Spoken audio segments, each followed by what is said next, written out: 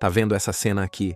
Essa é a imagem de uma fila de gente tentando cruzar a fronteira para fugir da fome e da miséria. E não são imigrantes tentando entrar nos Estados Unidos, nem refugiados fugindo de guerra no Oriente Médio. Isso aqui é a Venezuela. E essa fila aí é a entrada do Brasil. Todos os dias, famílias inteiras passam por aqui a pé. Gente cansada, carregando sacola, criança, pouca comida e quase nenhuma certeza do que vai encontrar do outro lado. A única certeza era que não dava mais para ficar. Mas sabe o que é mais inacreditável? É que, há poucos anos, essa história era o contrário. A Venezuela já foi o país mais cobiçado da América do Sul. Rica, estável, moderna. Um destino de sonho. E agora é um país que expulsa milhões. Como isso aconteceu? É isso que a gente vai te contar agora. A crise na Venezuela empurrou milhões de pessoas para fora de casa. E muitas delas acabaram vindo parar no Brasil, mais precisamente em Pacaraima, uma cidadezinha com pouco mais de 20 mil habitantes que fica no extremo norte de Roraima, bem ali na divisa entre os dois países. Nos últimos anos, esse pequeno município se transformou no principal ponto de entrada para quem tenta escapar do colapso econômico, da violência nas ruas e da completa falta de perspectiva. A cidade precisou aprender a lidar com esse fluxo constante de gente, com demandas humanitárias urgentes e histórias que chegam sem pausa. Assim que cruzam a fronteira, essas pessoas passam pela chamada Operação Acolhida, uma força-tarefa coordenada pelo governo brasileiro em parceria com a ONU e com as Forças Armadas. É essa estrutura que organiza a entrada no país, oferece abrigo temporário, vacina, alimentação, documentação provisória e até transfere famílias para outras cidades, onde elas podem tentar recomeçar com o mínimo de dignidade.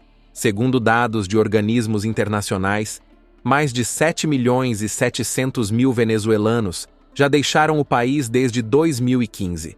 É o maior êxodo da história da América Latina. E só existe porque, dentro da Venezuela, a vida virou praticamente insustentável. Mas para entender como tudo começou, a gente precisa voltar algumas décadas.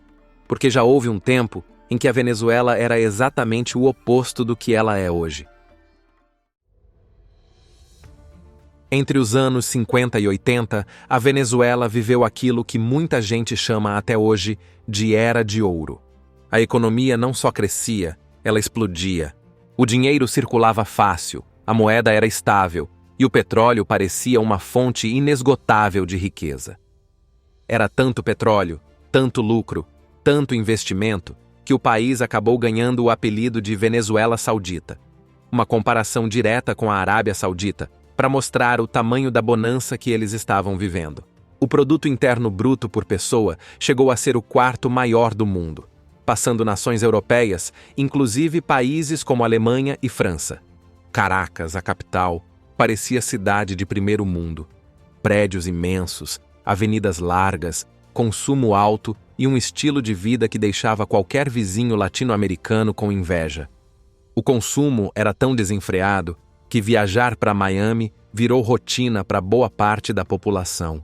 E lá, os venezuelanos ficaram conhecidos por uma frase que virou quase um estereótipo: "Dame dos", que quer dizer "me dá dois".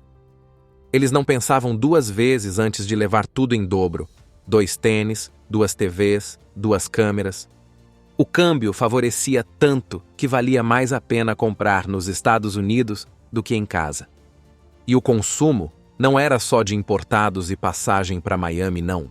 A Venezuela chegou a ocupar os primeiros lugares do mundo no ranking de consumo de uísque. Era uma ostentação desenfreada.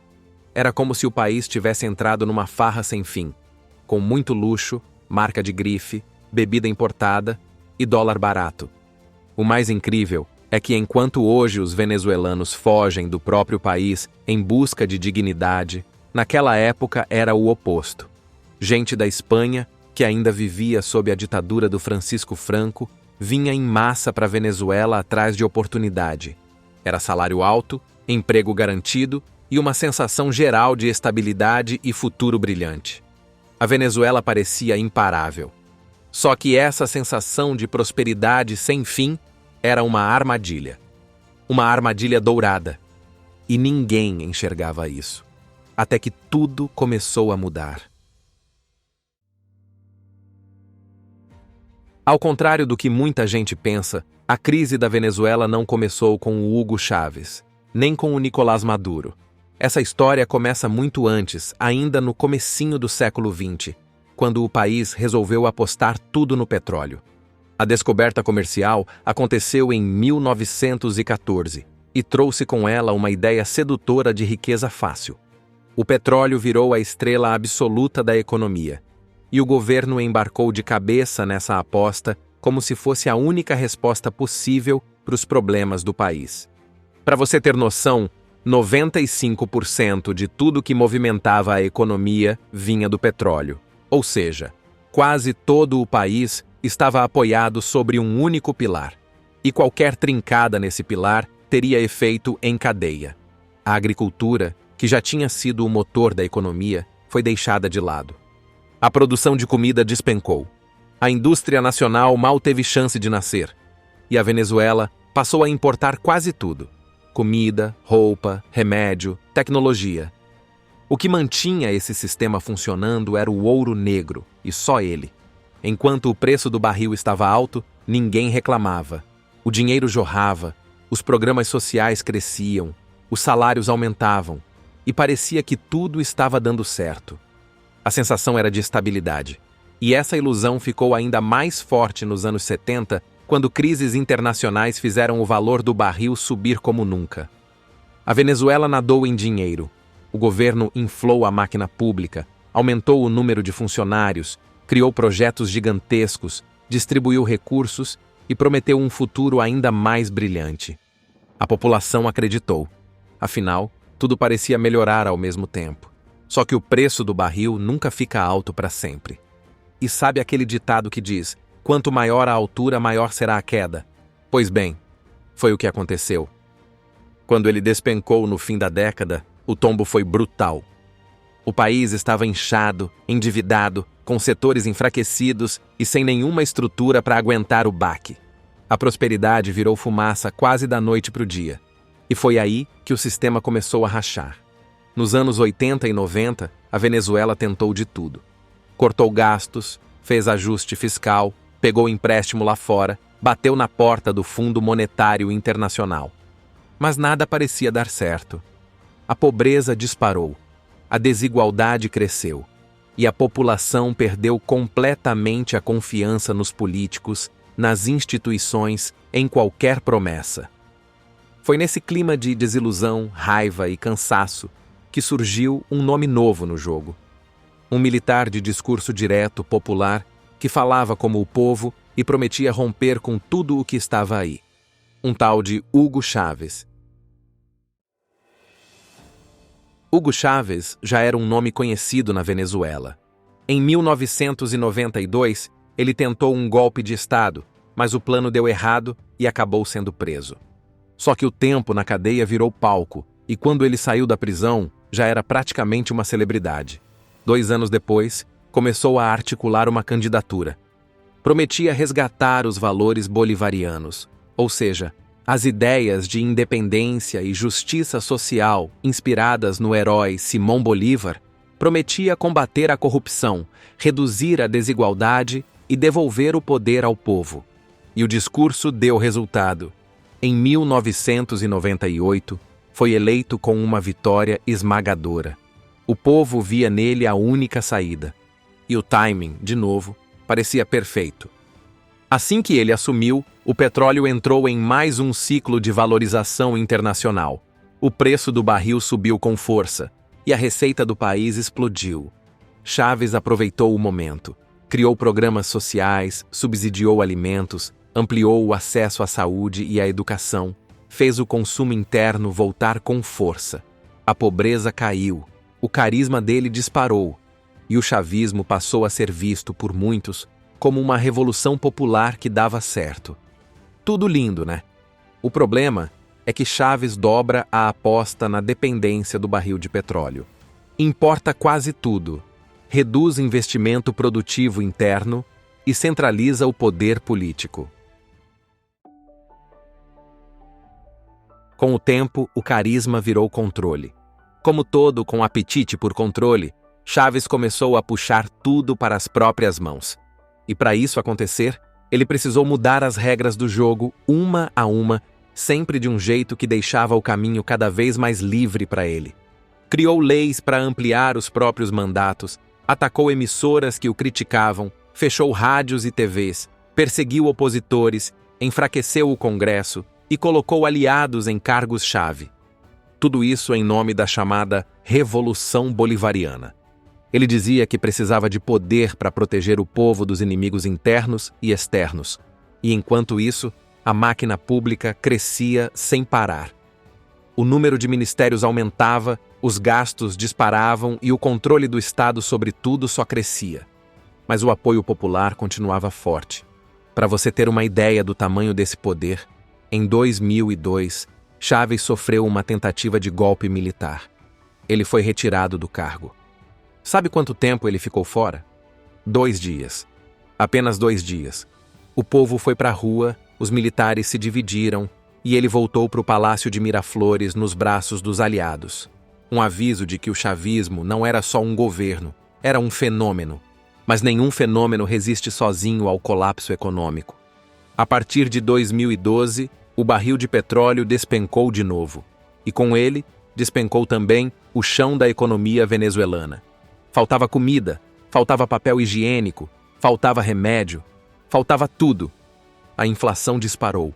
A moeda praticamente desapareceu. Os programas sociais começaram a travar. E o povo passou a viver um déjà-vu, o mesmo colapso que já tinha acontecido lá atrás. Só que, agora, muito pior.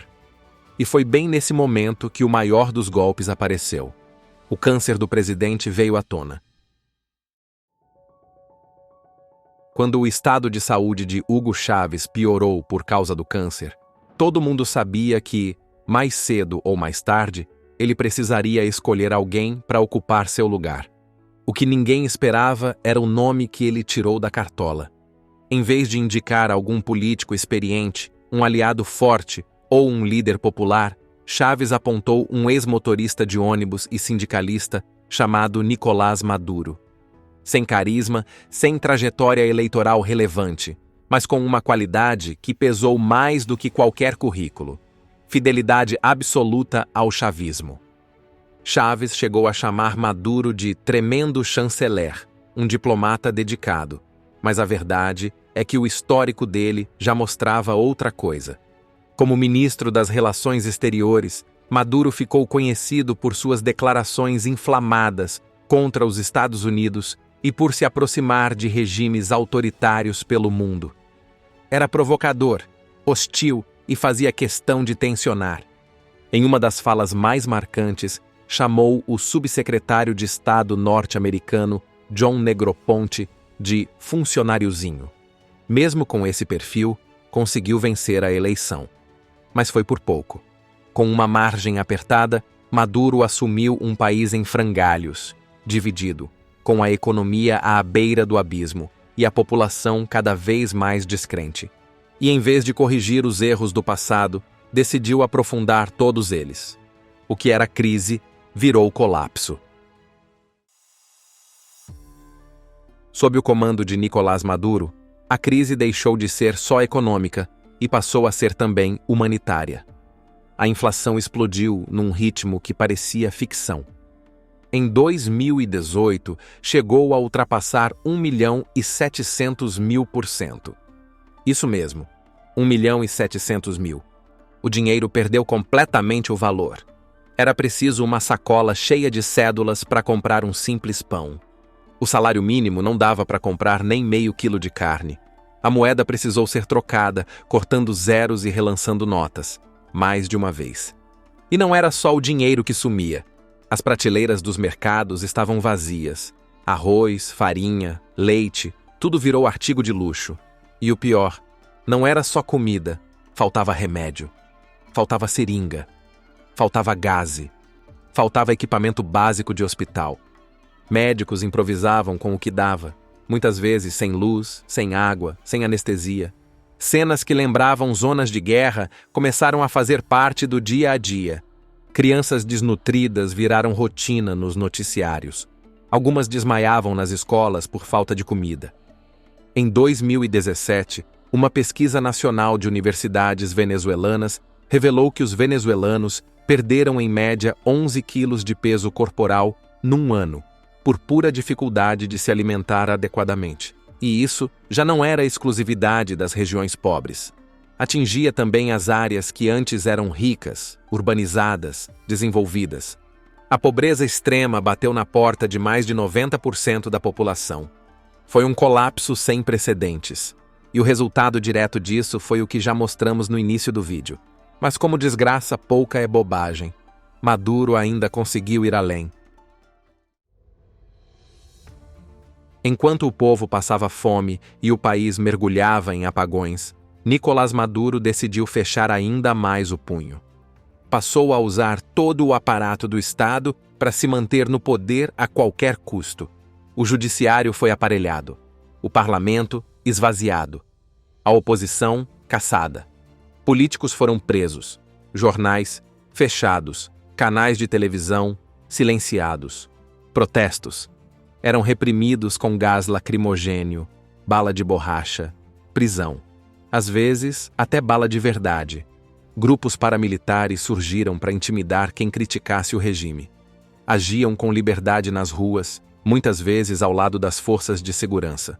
Na prática, o país virou uma ditadura com maquiagem de democracia. Só que a repressão não parou na política.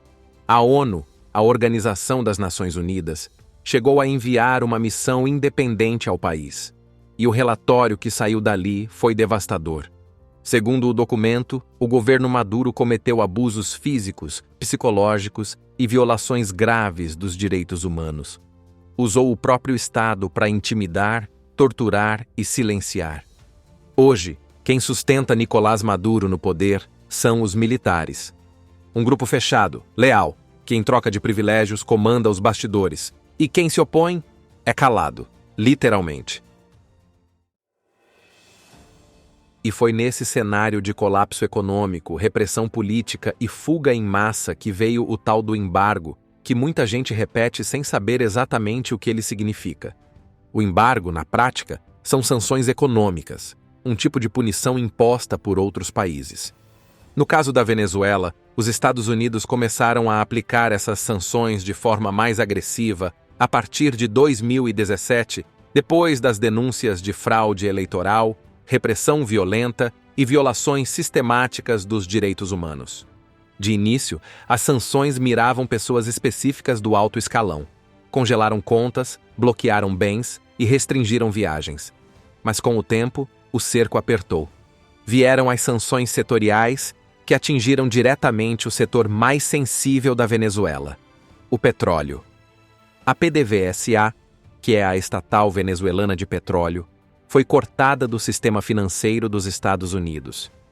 Isso significa que não podia mais vender ou negociar livremente com bancos e empresas americanas, nem conseguir crédito no mercado internacional, nem comprar peças, nem fazer contratos com fornecedores. Foi um golpe direto no coração da economia do país. E sim, essas sanções agravaram, e muito, a situação. Só que é importante dizer uma coisa com todas as letras. O embargo não criou a crise. Ele não inventou a hiperinflação, nem a escassez, nem o colapso do sistema de saúde. A crise já estava instalada fazia décadas. O embargo só acelerou a descida. E o mais louco é que isso tudo está acontecendo num dos lugares mais ricos do continente. Rico de verdade. Ali embaixo da terra está a maior reserva de petróleo do mundo. É isso mesmo, do mundo inteiro. Mas não é só petróleo. A Venezuela também tem ouro em quantidade absurda, diamantes, gás natural, minerais estratégicos e terras raras, que são aquelas matérias-primas indispensáveis para fabricar celulares, carros elétricos, computadores e painéis solares. Além disso, o país tem um solo agrícola fértil, água doce abundante, florestas preservadas e uma posição geográfica privilegiada. Está colado no Caribe, perto dos Estados Unidos, no meio de rotas comerciais estratégicas, um verdadeiro sonho logístico para qualquer país. Ou seja, o que faltou nunca foi riqueza. O que faltou e falta é gestão, planejamento, estabilidade política e diversificação econômica. Faltou alguém que tivesse coragem de preparar o país para viver além do barril. A crise que caiu no colo dos venezuelanos não nasceu de um dia para o outro. Ela foi construída ao longo de décadas. E aí fica a pergunta que ninguém consegue responder com certeza. Com tudo o que a Venezuela ainda tem, será que um dia esse país vai conseguir transformar essas riquezas em qualidade de vida? Ou a riqueza vai continuar debaixo da terra enquanto o povo luta para conseguir comer? E aí, você já conhecia essa história toda da Venezuela?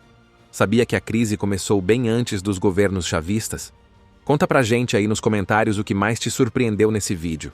Se curtiu o conteúdo, deixa seu like, compartilha e, claro, não esquece de ativar a nova função de hypar. Isso ajuda o canal a ganhar visibilidade e continuar trazendo essas viagens inacreditáveis pelo nosso belo mundo. A gente se vê na próxima.